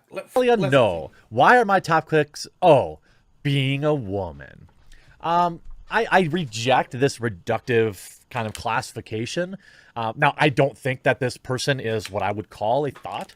There are some that exist. Wait, even if she was, sex work is real work. Like, fuck. Dude, like, the fuck? How? How do you, like, dude, like, okay. What's wrong with, because you're doing it, Jeremy. You do this shit because you're doing this shit to get views. What's wrong with people using an emotional connection to get shit from the audience? That's the reason why we do social media. And yeah, do I get an emotional connection from you guys? Yes, I do. It's a feeling of camaraderie. But you guys think like I like to think. Not that I control you, but you guys think in a way that I like to think. And I think that's fucking awesome. I don't find a problem with that. But people like Jeremy would actually be the same ones who's like, propaganda is what everybody else do. What we do is public relations. But let's continue. On Twitch, of course. Remember, for example, Invader V. Twitch streamer facing backlash for shaming broke viewers while asking for money. If you don't have $10, you probably don't have time to watch Twitch because you should be working. Now, there is some truth to that statement, but also one's financial, first of all, a view in general is something that must be earned. And I'm so glad that you chose to tune in today. A subscriber is something that has to be earned. And I'm so glad that many of you click that red button and subscribe. Money. No, I will never fucking subscribe to your channel. Look, the button is still red. I definitely won't join your ass. Anyway, let's go. Is a whole nother option. See, Twitch has a subscription feature where you can charge $5, $10, or $15 a month. YouTube has a similar thing, a join button. Imagine, if you will, if I were to say, if you have time to be watching my YouTube videos, then you have time to give me your money. That's absurd. That is for people who want to go above and beyond to support. And I extraordinarily appreciate those that do. But then you have female streamers like this. It doesn't matter how broke you are. If you have time to watch Twitch, you have $10. If you don't have $10, you probably don't have time to watch Twitch because you should be working. You should be trying to earn money. The streamer added that $5 or $10 did not equate to the cost of a full meal. And now, the chick was wrong for that whole post. I give him that. Like, that was a wrong post to actually have. Like, no lie, that was a bad take, especially since this came out at the very beginning of the pandemic and people were losing jobs left and right. Bad take. I was not even a butt. That was a bad take. And, like, no, fuck. Everybody should actually appreciate their viewers. I appreciate my viewers. And it's something I literally, like, agree with Jeremy. Like, wow, that... take that, throw that out. But you should actually appreciate the people that dedicate their time to just watch some of your videos. So that's great. But why does it seem like a backdoor way of talking about this young lady again who had that bad take? Because this isn't what that's about. This is literally a woman who streams, who actually was disgusted because the fact is it wasn't that they were clipping her top view clips weren't just about, oh, hey, I'm being sexual and guys should like it. No, this is some creep shit. Like, dude, if a woman wants to get on Twitch and be sexual and shit like that, fuck, that's awesome. If it's just actually one of those things where she's actively doing, because that should be their decision. That should be their thing. But if you're literally just, oh God, she stood up and I see a thigh. Oh God, oh no, dude, that's creepy. Enthusiastic consent is the best type of thing that you can actually get from someone. But let's continue. Call viewers who can't afford to subscribe irresponsible with money. See, that's the part where most of us disagreed. Earning that join or that subscribe is like for, you have to earn that. It isn't a right. And just because somebody doesn't pay you money every month doesn't mean they don't enjoy your content, doesn't mean they might not buy your merch, or maybe they tip you in bits, or they super chat you, or you know what, maybe they share your videos or they tell their friends about it. Every viewer is important. The idea that you would be entitled to this money is where everything fell apart for her. I probably would have agreed with her in the first section, but by the second half, that's what you get. Wait, how did this turn into an article about this young lady 4 months ago? How do you make that connection in your mind? That somebody's saying that, hey, I don't like that you guys are oogling me, to a whole different topic about somebody who was just being an asshole. Like, this is emotionally playing with your audience, Jeremy. You don't get to demand your viewers' time. You don't get to demand their money. But this is also her shtick. She wants men who want to be financially dominated. You can even see back to Sweet Anita, someone whom I've enjoyed a lot on Twitch. And she even knows. Most of you guys watch spicy videos. Most of you guys enjoy them. You like seeing women express their spiciness beyond display, but you like it when it benefits you. When a woman is actually the one benefiting from her own beauty, we seem to resent it and we get angry about it, and I don't know why. Some dissenters said that Twitch is not an appropriate setting that merit the indulgence of those images, but according to Anita, the audience might be directly shaping the platform. When people provide a show that has spicy content and viewers flood, the more they do that type of content, they're voting with their viewership, and that's not on people providing the content. That's on people viewing. I want 100. And by the way, Anita is Anita is one of the most wholesome streamers out there. I've made several videos simping for her when she had that stalker. Okay, so does he go back to the original young lady? Okay, there it goes. Because this I don't get why this is being brought up when literally it's just about, hey, stop trying to sexualize me on creep shit. Let's hear type of content more about this. I wish that Twitch would just own it. The idea that Twitch is not like a site that houses this type of stuff, and then you have female streamers painting their chests.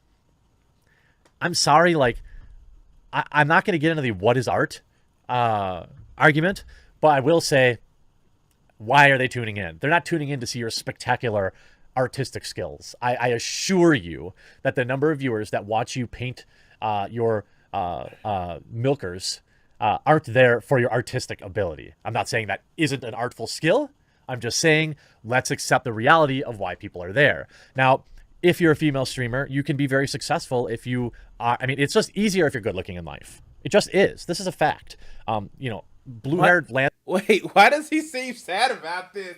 Oh my God. Why does he seem sad? He's like, yeah, it's just easier when you look good in life. Like, fuck, I'm fucking handsome. Like, what the fuck? Like, I don't even fucking care. Like, but Jeremy is pissed about this. Like, I can't do this anymore. I'm sorry. Like, Jeremy he's just a whiny little bitch. Like, and not in a fun way. Like, oh, daddy spank me. He's just like, I don't look good, so life is fucking bad. Like, I don't fucking get it. It's just like, dude, hey, if you want to come on and be sexual as shit, that's cool. But if you or somebody that's just watching somebody on some creep shit, man, at least ask for the look. At least ask for the nudes up front. Like, hey, can I pay you for this shit? Can I pay for you to take a spicy picture or a racy picture? Like, even if you fully clothed, like, if at least ask for that shit up front. But when you just clipping somebody just to like fulfill your fantasy of seeing ankle or thigh, like that shit is creepy, dog. And I'm sorry, like it's not fun at all.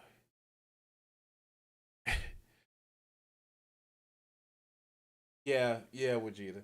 I know. It's bad for us that look motherfucking handsome. It is.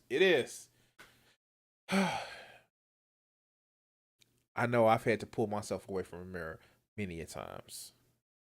But anyway, guys, shit, like I just sometimes you just feel sad for Jeremy. It's like he's just sad, man. Like, oh God. Like, and then the whole thing about like he turned into an argument about how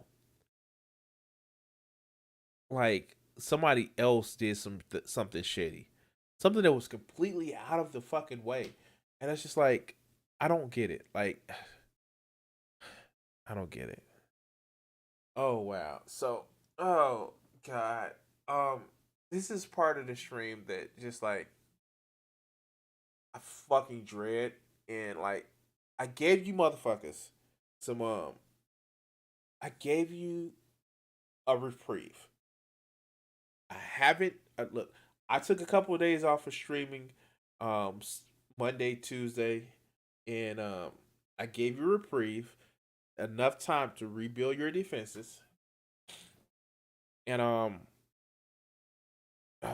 ironically enough, this is going into something that fuck. We're gonna be talking about Coach Red Pill. And I know. Everybody collective scream, ah, Coach Red Pill. I'm sorry, guys. This shit was fucking amazing that I saw this video, and this motherfucker literally has fucking issue. So I'm gonna like this sit right here.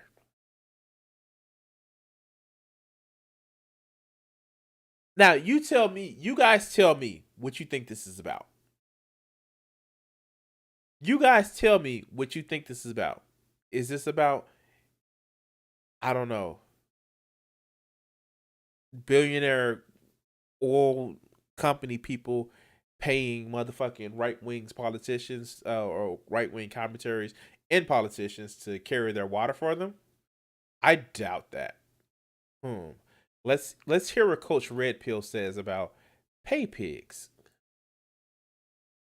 For those of you who don't know, I have a Patreon channel. Yeah, on the Patreon channel, I put on videos every week, every Wednesday, that I think are going to be a little bit too controversial or perhaps too obscure for YouTube. I'm particularly concerned on YouTube about the censorship, about how YouTube is basically demonetizing and, more importantly, deplatforming people outright for wrong thing, for saying the people aren't deplatformed for saying the wrong thing. They're demonetized for giving false information. They're deplatformed by being motherfucking shit people and not keeping to terms and conditions, motherfucker. That's not what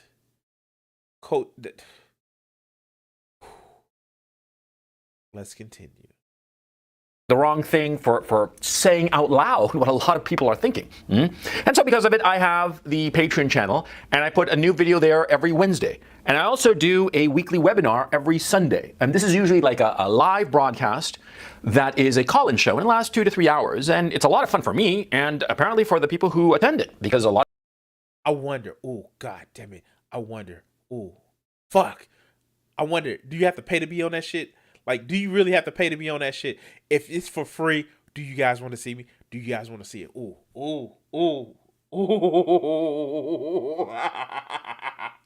Oh, shit.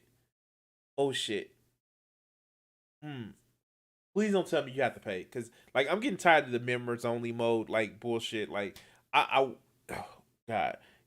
If you're in the chat and you think that you're some thought leader that you have to have members only mode to actually control what it said. Fuck.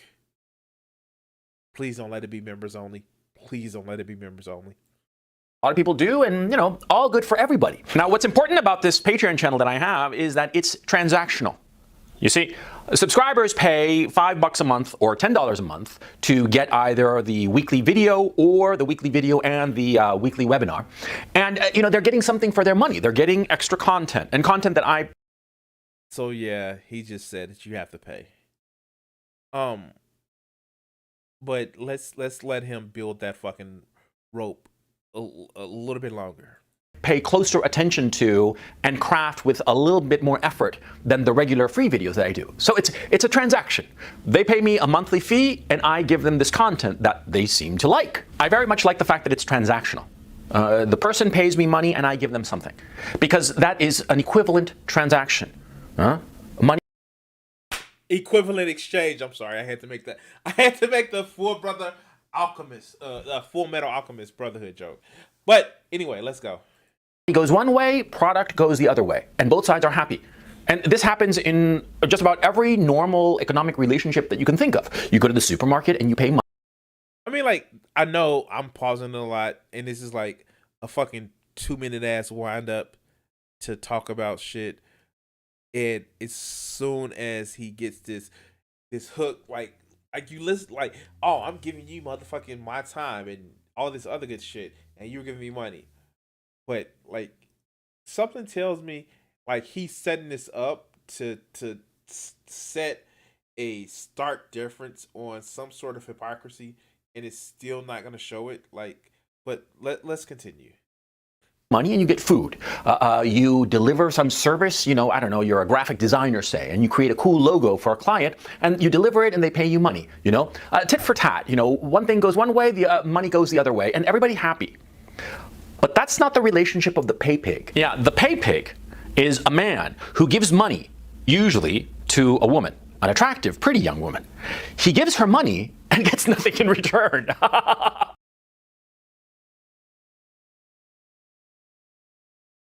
Ooh, is this his way of getting around the word simp? Like, is this his way? And he thinks he's so smart about this shit. Oh my god, this fucking smugness. I fucking hate it because it's fucking stupid. Wow.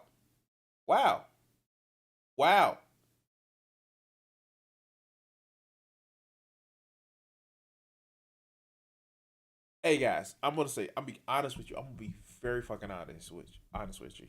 I have a Patreon. I actually have patrons, and one of my things that I want to actually do is make sure that I provide my patrons with some sort of value, what they find valuable for what they give me is money.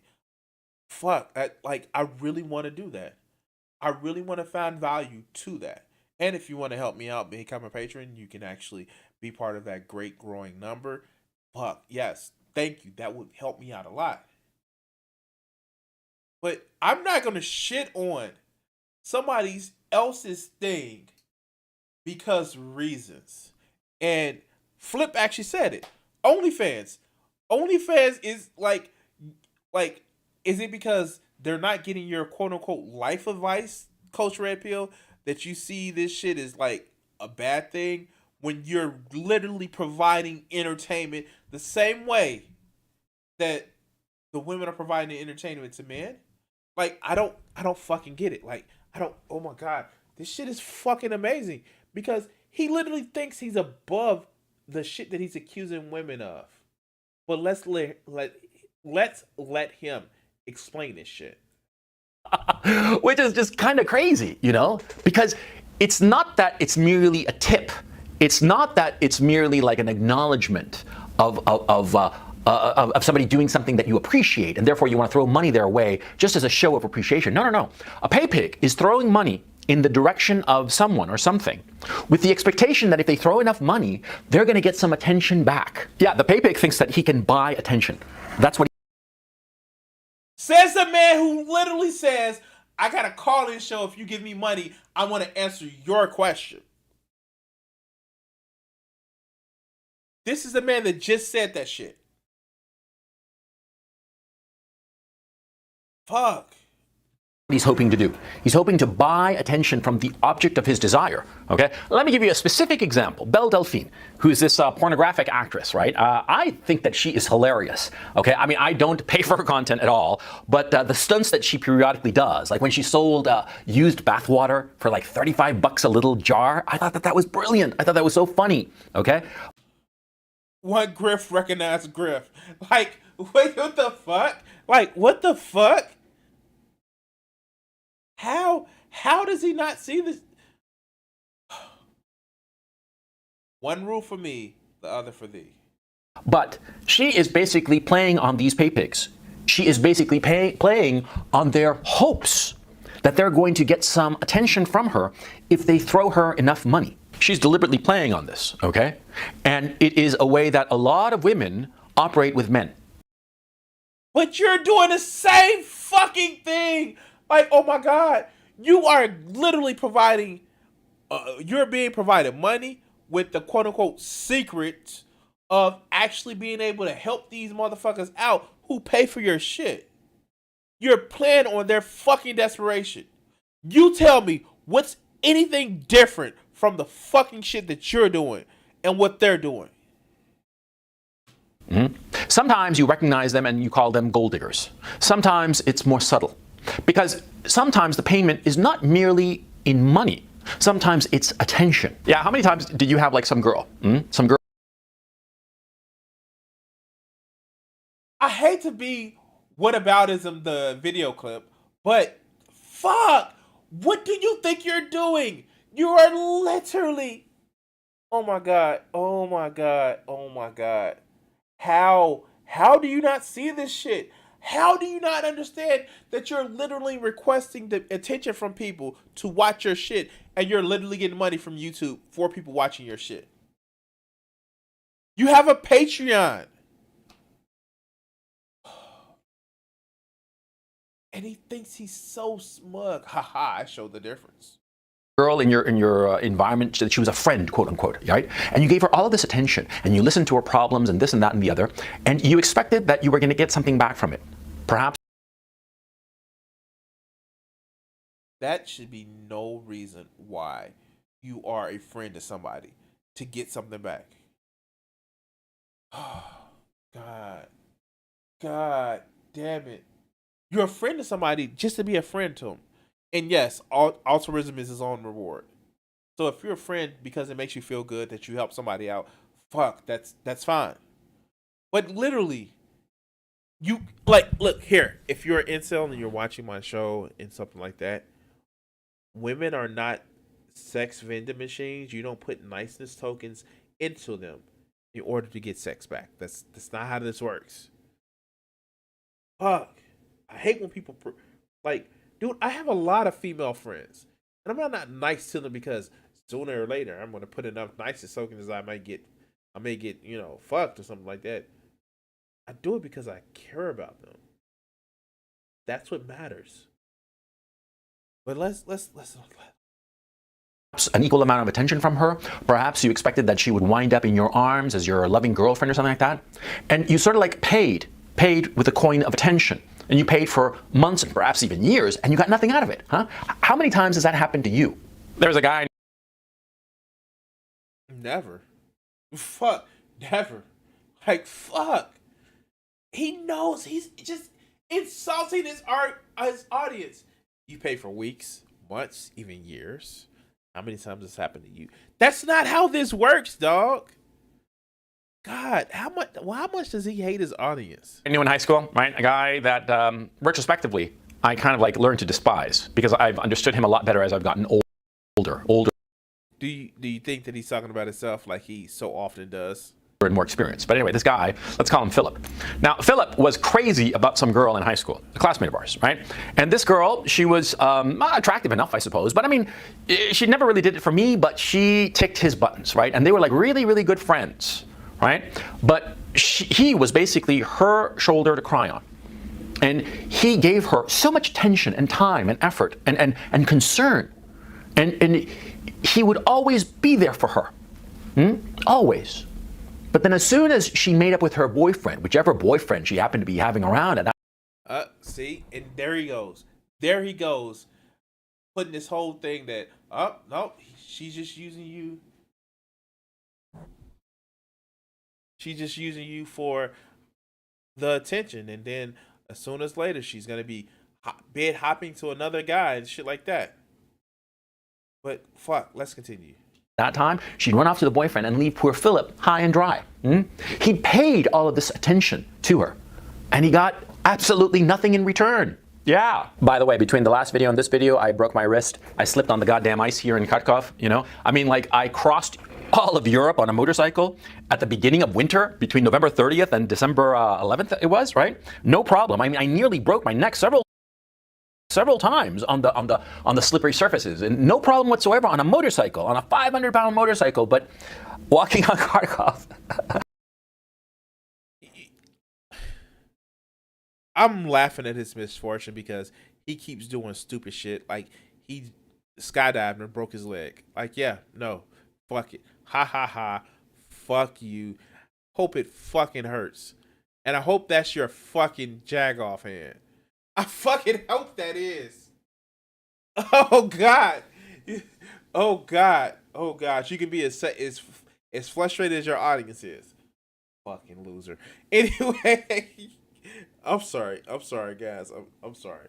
By the way, let's do this one right here.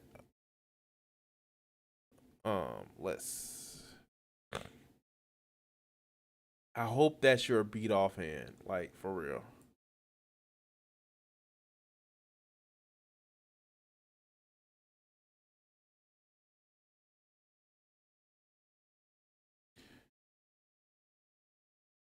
I hope that's your beat off hand. Let's continue. Walking on my way to the office yesterday, as a matter of fact, I slipped and I broke this wrist in 6 weeks. Anyway, Philip was a typical example of a pay pig. He never paid this girl with any kind of money, but it was attention. A pay pig pays with what he has that is of any value to him, any resource that he has, okay? And he usually gives this attention, money, time, whatever it is. He gives it to the girl with the expectation that she is going to reciprocate. He thinks that this is a transaction, that if he just pays enough, he'll get something in return. And so that's what we call, like, fuck, like, psychopath, like, or no, to be more honest, that's what we call a sociopath, because, like, you don't, like,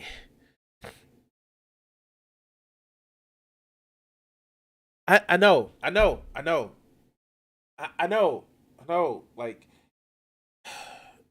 you don't know what they got out of their relationship. Maybe she was giving them handies and when her boyfriend wasn't around. I don't fucking know. Like, and even if it was just the fact of knowing that his friend was okay, that's valuable. The girls are perfectly aware of what's going on, and they are perfectly aware that they are not going to reciprocate. They have no intention of reciprocating. After all, they're getting something for nothing. They're getting something, and they're dangling the hope that in the future, someday, maybe at some point in the far distant future, maybe they'll pay the pay pig back, but they really won't. They have no intention of doing so. And if they ever really have to pay him back somehow or other, it will be reluctantly. It will be resentfully. I mean, it's not going to be something happy because, see, if you're getting something for free, you're going to get pissed off when you have to start paying for it now, won't you? Exactly. Oh my God. Oh my God. Oh my God. Like, does he even want his followers to like women? Like, does he even want them to like women? Like, for real. Like, it's almost as if he's telling them, like, you shouldn't waste your time with women because they're evil and mean, and they just, like, he's literally told his audience that women just want their seed and their money. Like, how do you listen to him and think that you would actually succeed in the world as far as dating? Because he is poisoning the shit out of his audience. See, exactly. You know, if Belle Delphine at some point or another finds out that she has to actually pay attention to all these guys who are throwing money her way, sometimes thousands of dollars to some e-thought who's God knows where. I mean, I have no idea where Belle Delphine lives, right? Or where she's at. I think she's British, but I'm glad you don't. I am glad that you don't. Oh God, I'm glad that you don't. Cause you seem like one of the guys. You seem like one of those guys. Doesn't matter. The point, she's out there in the ether, right? Giving these guys no attention whatsoever and getting money from them. And what do you think is going to happen when she actually, at some point or another, has to pay attention to these guys? She's going to hate it. She's not going to do it. She'll find something else to do. Now, won't she? Something that is a lot less effort for her. Because, see, work and attention are two very different things. Yeah, because... Says the guy on motherfucking YouTube that is making a killing off of motherfucking Patreon, YouTube, and shit like that. Like, what the fuck now? Wait, what? How?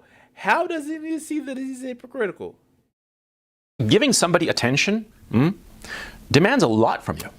It's a psychic cost, much more than work. I mean, how many times have you done some crappy job that you just needed in order to get a few? Coach, giving people attention isn't like, yeah, I'm a fucking introvert. I will say I'm an introvert. But giving somebody attention is not fucking hard. It's giving large groups and large crowds of attention hard for me. It's not. It's expressing emotion. It's not a difficult thing. Some sort of a well-adjusted person, some sort, but like, I think that showing emotions is actually an effort for this motherfucker because he's a sociopath. Few bucks, right? And you didn't really pay attention to the job and you just did it. And it was no problem. It didn't weigh on you. For instance, in college, I used to wash dishes. I used to wash dishes bright and early in the morning at the business school there. The Tuck School of Business, I'd be there, I think it was at like 6:30 or something like that. Is that the same school you got kicked out of for inappropriate actions with another young lady? So I just had to throw it in there. He's brought it up. I didn't want to bring. I'm not the one who like leaking this story. He's leaked the story himself. Certainly before 7. And I'd be there washing dishes for 2 hours every day, from Monday to Friday. And I didn't pay it any mind. I didn't pay it any attention. It was just a job. But see, when the object of a pay pig all of a sudden has to pay attention to the pay pig, then it's just resentfulness, right? So you have to understand. See, the object of, if you're a pay pig, rather, you have to understand that the object of your affection is not looking forward to giving you attention. On the contrary, if they ever have to give you attention, it'll be reluctantly and resentfully. In fact,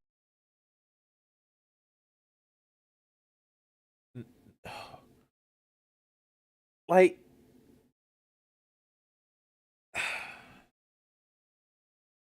I don't fucking get it. Like, I don't. How does? Oh God, this video is breaking me. In fact, more likely than not, they'll make it a point of avoiding you.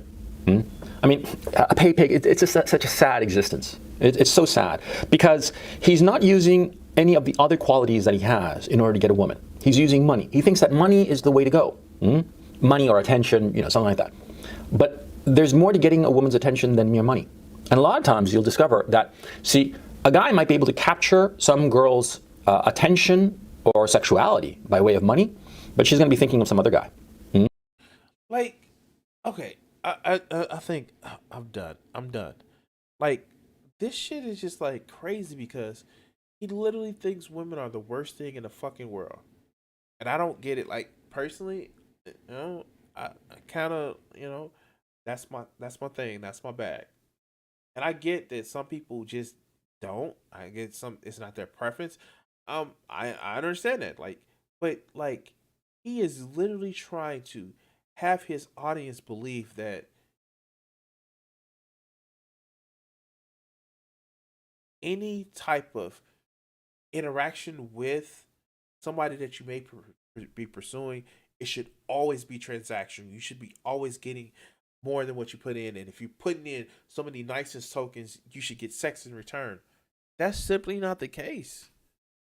Sorry. That's not how people work.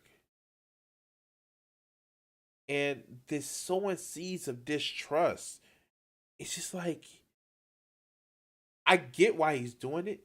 Because if they're not spending their attention on a woman, they can spend more attention on him and more money on him because that's his grift to to have the attention and the money of the lonely man. But at some point, you got to be like, yo, audience, like, I think you should actually, go and work on yourself or work on making sure that you can find happiness. But anyway, guys, I'm done for the night. I do want to say thank you guys for actually watching. It's starting to get late, so I'm starting to get congested. So I'm just gonna cut this off here. Thank you guys for all of your support. I want to make sure that I thank all of my patrons. Thank you. I want to make sure that I thank everybody who's subscribed, who's liked the video. And please do that if you haven't. And, well, I want to thank the universe for me. Yeah, I stole it from Jim Sterling. Fuck it. But I want to actually take the time to thank everybody who's helped me along so far. I couldn't have made it this far without everybody who's helped supporting my channel, who's helped had me join their channel. Thank you guys. Thank you. You guys, well, as we always do, enjoy the rest of your night. What do you think that these executives are afraid you're going to do to white America? Probably stop some racism. Stop racism? Yeah. I'm probably afraid of that because then people don't hate each other, and people start talking to each other, and then they start talking to each other, they find out who's the problem. Which is? Greedy people. Greedy people. I have a couple things I want to ask you there. Do you really think that some of the guys that you dealt with at NBC, no names, right? Because there's lawsuits for that too, that some of these guys really want to promote racism actively, or is it a subconscious? I just think it's part of capitalism, is to promote racism, right? In order to make things work. If you feel better because you're white and you can get a job, you use that. I mean, I would. Absolutely. Say, I'm sorry, Jack, but shit, they say I'm white. I'm going to use this. Right. Absolutely. Get this job. I'm hungry, But, and that separates people. So they keep people separated, and that keeps them from thinking about the real problem. That's as simple as I see it. Probably it's not that simple, but... Now, all right, you and I are about the same age, right? We're in our mid-30s. How long is it going to take before guys who think like you, and I say guys who think like me, people who don't want to have racism in the country, people who don't want to be oppressing any minority, whatever it is, sexual, whatever minority, really get into positions of power and can change things? You can't get in a position of power, it seems, if you think like that. It seems that the only time you get in a position of power is if you're like the people that are in power. To me, I mean, that's the way it goes. I mean, people that get to become executives become like the people that were already executives. I don't know, maybe... They go in with good intentions, but it eats them up. It's like a cesspool, it just gets on you and it starts eating. The system levels them.